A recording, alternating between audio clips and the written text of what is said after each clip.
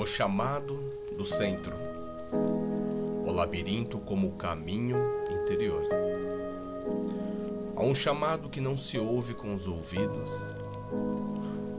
Um chamado que ressoa não fora, mas dentro. Como um sussurro abafado nas paredes do peito. Um estremecimento tênue no centro da alma. Uma inquietação que se move, sem forma, entre o sono e o despertar. Esse chamado não vem das vozes do mundo, nem dos desejos do ego, ele vem do fundo, do centro. O centro do ser, o self, o eu maior. O núcleo silencioso que pulsa desde antes de sabermos nosso nome. Aquele que observa sem julgar, que guia sem forçar, que ama sem possuir. O chamado do centro é a convocação da alma para o seu próprio labirinto. Um caminho que não leva a um lugar, mas um estado de ser. E esse caminho, como todos os caminhos profundos, é espiralado, escuro, desorientador. Nele, não se caminha com os pés, mas com o coração em carne viva. Nele, não se vê com os olhos, mas com o espírito tocado pela visão interior. É esse chamado que nos impulsiona para dentro, que nos arrebata das certezas da superfície e nos lança nas dobras do inconsciente, que faz ruir as estruturas da persona, rasgar os véus da sombra, confrontar os abismos do complexo, para que, no centro, reencontremos a centelha sagrada do self. E hoje, a travessia da jornada da sombra, desceremos ao labirinto de si, como Teseu ao coração de Creta, como Inanna aos salões de Ereskkigal, como Cristo ao deserto, como cada alma que, diante do mistério da vida, ousa trilhar o caminho da individuação. Venha, entre comigo no labirinto. Labirinto como arquétipo. Ao longo dos milênios, o símbolo do labirinto aparece em todas as culturas, da Grécia arcaica à América pré-colombiana, dos templos medievais às mandalas tibetanas. Ele nunca é apenas um enigma arquitetônico, é a imagem viva da alma em busca de si mesma. No mundo antigo, o labirinto não era um lugar para se perder, mas para se transformar. Ao contrário do que se pensa a mente moderna, que teme o caos e venera o controle, os antigos sabiam, é preciso se perder para se encontrar. No mito de Teseu, o herói adentra o labirinto para matar o Minotauro, monstro metade homem, metade touro, que representa a animalidade reprimida, a força bruta do instinto sem consciência. Mas o verdadeiro desafio não é matar o monstro, é sair do labirinto vivo. E para isso, Teseu precisa do fio de Ariadne, símbolo da memória da alma, do amor como guia, do feminino que não combate, mas orienta. Em outras tradições, como a dos povos celtas e nórdicos, os labirintos eram caminhos de iniciação espiritual. Os peregrinos os percorriam de forma ritualística, em silêncio, como um ato de entrega àquilo que está além da razão.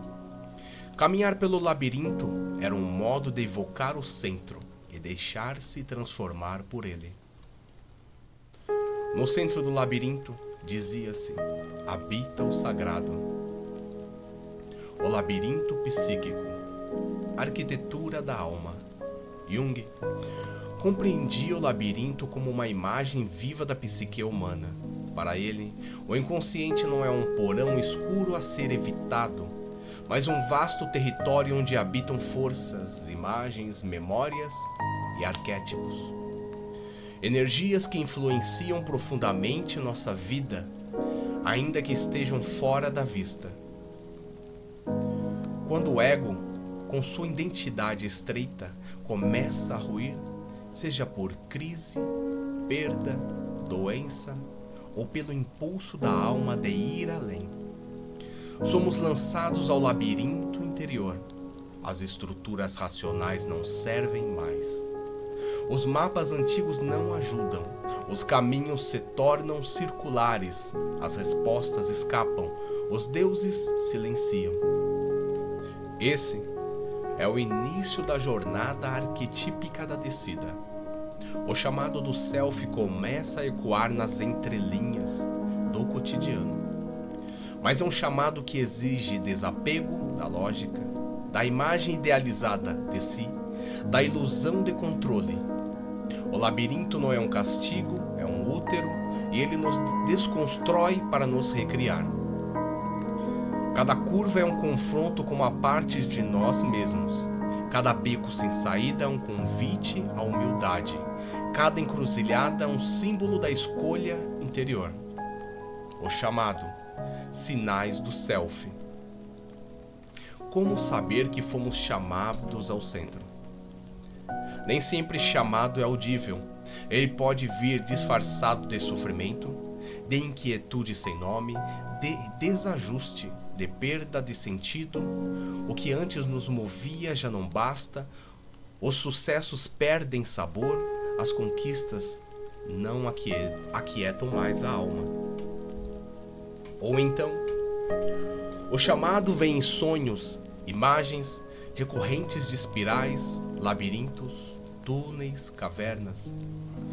Ou de encontros com velhos sábios, crianças luminosas, animais guias. Todos esses são arquétipos do Self. Formas simbólicas com que o eu maior tenta nos tocar. E às vezes, o chamado vem por sincronicidades, coincidências que não fazem sentido lógico, mas que tocam fundo. Um livro que aparece por acaso, uma conversa que muda tudo, uma crise que nos obriga a parar. O Self fala na linguagem do símbolo, não da razão. E para escutá-lo, precisamos descer do ego ao coração, da persona ao centro, do barulho à escuta. O centro e o encontro com o luminoso. O centro do labirinto não é apenas um lugar de resolução psicológica. É um espaço sagrado, um ponto de contato com o luminoso, aquilo que nos transcende, que nos envolve, que nos redime. Jung dizia que o Self é o arquétipo da totalidade. Ele não é uma parte de nós. Ele é o todo. O Self une o inconsciente com o consciente, o masculino e o feminino, o bem e o mal, a luz e a sombra.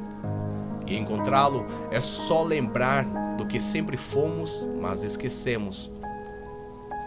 No centro do labirinto, não encontramos respostas prontas, encontramos presença, silêncio, clareza, um sentido que não vem da mente, mas da alma, um estado de união com a vida tal como ela é. É como tocar um ponto imóvel no meio do caos, um olho do furacão, um altar invisível. Ali nos reencontramos. O caminho não linear, importa lembrar. O labirinto não tem atalhos, ele não é uma estrada reta, é um caminho espiralado cheio de voltas, repetições, regressos, avanços, depois recuamos. Achamos que chegamos, mas descobrimos que era só mais uma volta. Mas cada passo importa, cada curva ensina. O labirinto não foi feito para confundir, mas para purificar. Ele nos esvazia das falsas certezas para que possamos ouvir a verdade interior. O único caminho é para dentro. O labirinto como mandala viva.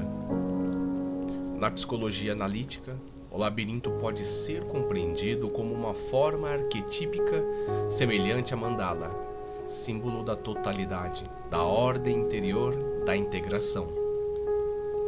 Muitas mandalas tibetanas ou cristãs possuem estruturas circulares concêntricas, com um centro irradiando sentido. A mandala, como o labirinto, não é feita para ser entendida, mas para ser vivida, contemplada, percorrida em silêncio. É um espelho da alma que nos conduz ao centro. Ao caminhar ao labirinto, não buscamos respostas, buscamos presença, e no centro da presença reencontramos o que perdemos. A centelha do self, que nos lembra quem somos. O chamado do centro não é um privilégio de poucos, é um convite universal. Ainda que poucos o aceitem, requer coragem, rendição e fé. Mas quem aceita atravessar o labirinto da alma não sai igual. Algo simbolicamente morre, sim, mas o que nasce é mais verdadeiro. Neste primeiro tópico do episódio, reconhecemos que o labirinto não é um obstáculo, mas um templo, que o caos não é o fim, mas o portal, e que o self, o eu maior, nos chama, não com promessas, mas com presença.